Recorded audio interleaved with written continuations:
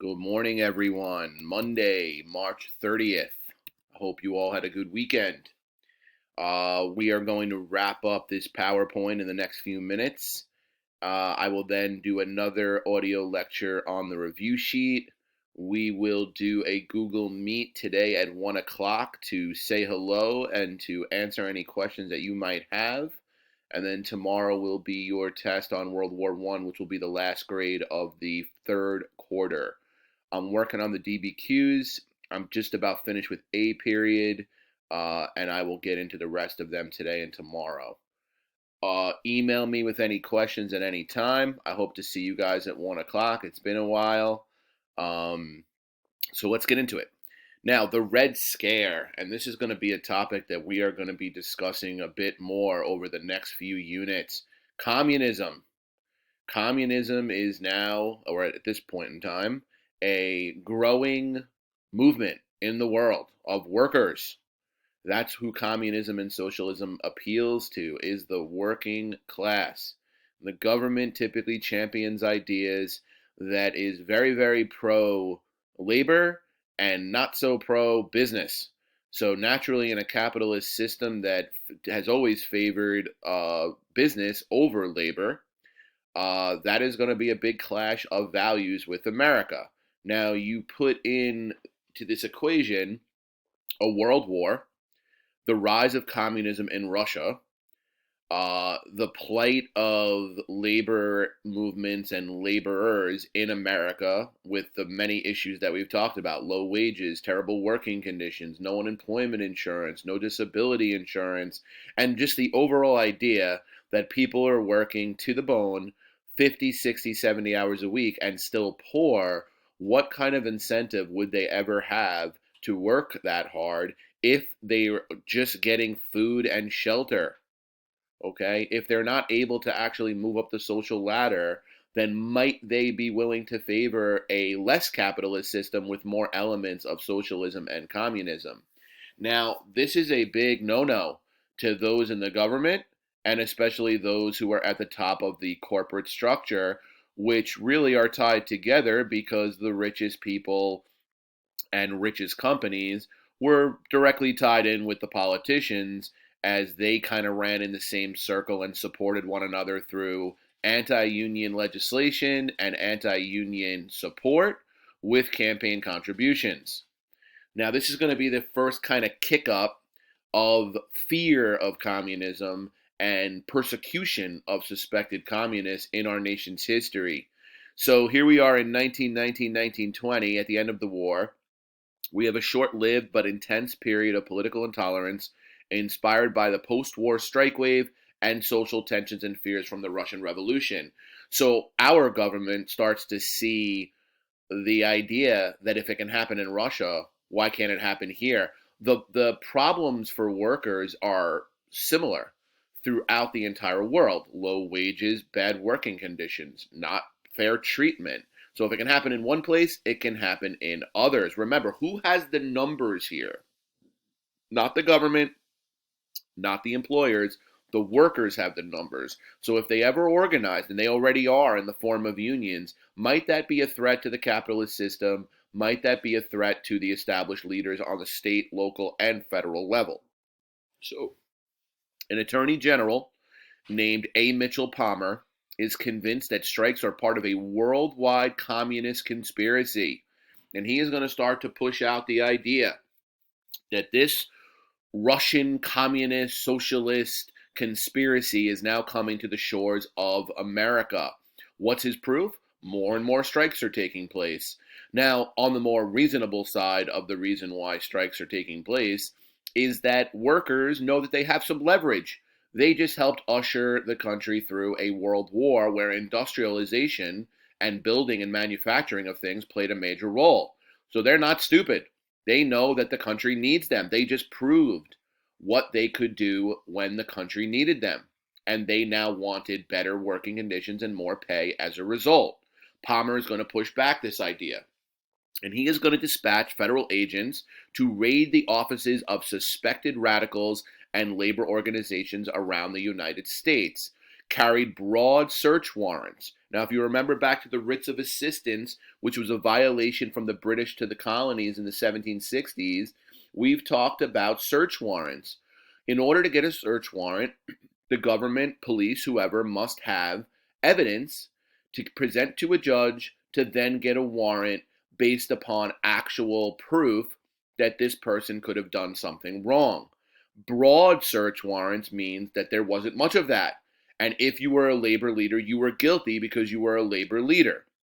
And if you were a person at the front of the strike, you were guilty because you were a person at the front of a strike. So it's intimidation, it's fear tactics, it's potentially a violation of people's civil liberties.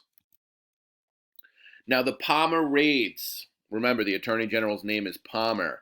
The raids are overseen by one of his proteges, 24-year-old director of the Radical Division of the Justice Department named J. Edgar Hoover. Now, these actions and this organization from the Justice Department is going to be the precursor to the FBI, Federal Bureau of Investigation, which is basically the federal domestic police force in our country today.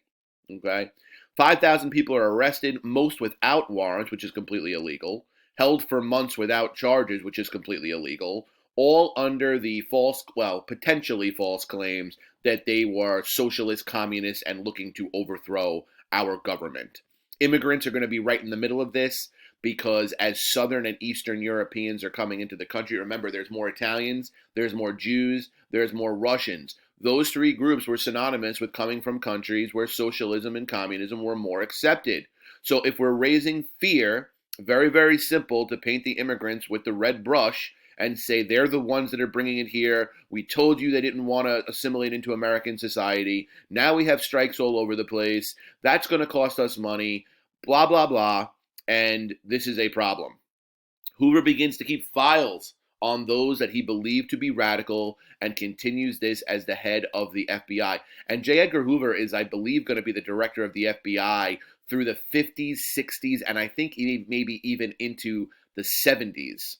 Okay? So he is going to kind of cut his teeth in his 20s during the 1920s as a hunter, if you will, of suspected socialists, and that is going to help build up his profile. So here we have a picture of Attorney General Palmer, and that is J. Edgar Hoover, who history tells us may have been a crossdresser. Now, civil liberties. Palmer abuse in the Red Scare is so bad that the Congress and the press criticize him, which winds up killing this Red Scare. There's an explosion outside of the New York Stock Exchange, killing 40 people in 1920, but even that doesn't bring back the Red Scare. So this is a flash in the pan fear of communism in America as a result of the war, as a result of the increase of strikes, as a result of the increase of new immigrant groups coming into the country. But it's going to be short-lived. But we are going to be going back to this in the 1950s and 60s and 70s, really and all the way up until the fall of the Berlin Wall in '89, where there were decade-long government fear pushing of communism and Russia and what could happen to capitalism if the socialists ever got their way. Okay? All right. So let's end this war. The Treaty of Versailles. Versailles is in France. That is where the world leaders are going to meet in order to discuss the terms of Germany's surrender. Whose fault is it? Who should be punished? What should the stipulations be? What does France get? What does Britain get? What does Russia get? Remember, Wilson wants self-determination. He wants countries to decide for themselves what their government will be. So what we're going to see here is a creation of a lot of new nations. So if you remember back to Global 9 and Global 10, the tribes of Europe, the Turks and the Franks and the Saxons and the Anglos, in some areas of Europe, the tribes sort of got put in the same border. And then within that border, there was lots of strife and fighting and war and things like that. So the idea of creating more smaller countries, especially in the Balkan Peninsula of Europe, is going to be the idea Why have them live in one large country if you can have different ethnic groups live in smaller countries with their own borders, protect their own culture and way of life, and as long as everyone respected those borders, then there would be less war in Europe. So, the treaty is harsh document, all but guaranteeing future conflict in Europe. And many historians point to this moment as the beginning of the pathway to World War II and the rise of Hitler and the Nazis. Now, the Treaty of Versailles is extremely punitive, meaning punishing, to Germany. They get the blame for this war. They lose territory and colonial possessions, which hurts their economy, and they're charged with paying huge reparations, 33 to 56 billion dollars, which is really a sum of money that they would never ever be able to even pay out, especially with a faltering economy. Germany is prohibited from building up their army and their navy. Now, this slide basically reads as a Nazi Hitler propaganda, or let's say talking points for why he believed Germany was being pushed down by the rest of Europe and he was going to return Germany to its former greatness. First thing he does is stops paying the debt and starts building up his army and his navy. Okay? So France wins the Saar Basin and the Rhineland, which was an iron and coal-rich part of Germany. The Rhineland is an area between the French and German border that they had been fighting over for years and years and years, all the way back to the Franco-Prussian Wars of the 1800s. So this treaty is going to give that to France. What is one of the first areas that Hitler marches right into and takes back? The Rhineland. Okay, so you have a direct connection here between this treaty, its treatment of Germany, and the rise of Hitler and the Nazis. Europe before World War I, Europe after World War I. So they're going to break up the Austro-Hungary Empire into lots of different smaller countries. That is going to, again, Poland is going to be created, Czechoslovakia, Austria, Hungary, Yugoslavia. These are all going to be new countries with the idea that we would have less war with these different ethnicities protected within those borders. Now, the Wilsonian moment. World War I felt like civil war within Europe. This helped the international prestige of the U.S. Remember, the war's not fought here. It's fought there. Things are a disaster over there. They're burned. They're blown up. The crops are destroyed. The livestock is destroyed. The cities are destroyed. So this is time for America to step up and lead from the front. And part of the Wilsonian moment is going to be the creation or the attempted creation of the League of Nations. Okay? So while countries are talking to each other in this forum of worldwide nations, they're not fighting each other. Okay? So they are going to, Wilson is going to push for this League of Nations. It's a wonderful idea.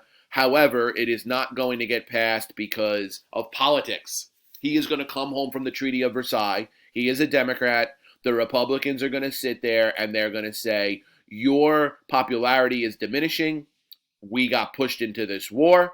You didn't bring us to the Treaty of Versailles in order to negotiate and also bring some sort of praise to our party. So the Senate Republicans are going to wind up kill the League of Nations and not allow it to pass. What else here? Wilson winds up suffering a stroke, and his wife Edith technically ran the last 17 months of his term while he is incapacitated.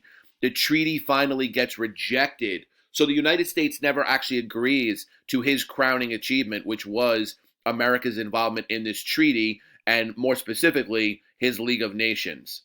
Wilson sets the tone for the 20th century, U.S. international policy, democracy, open markets, America as a leader. Progressivism is going to die off. Warren G. Harding will win the election of 1920 with 60% of the vote. We're going to have what's called a return to normalcy. The 1920s is going to be all about business and getting America moving again here domestically. We're going to have the roaring 20s, cultural, economic upheavals. Life is going to get better, excuse me, for a lot of people. That's all. I'll talk to you guys later.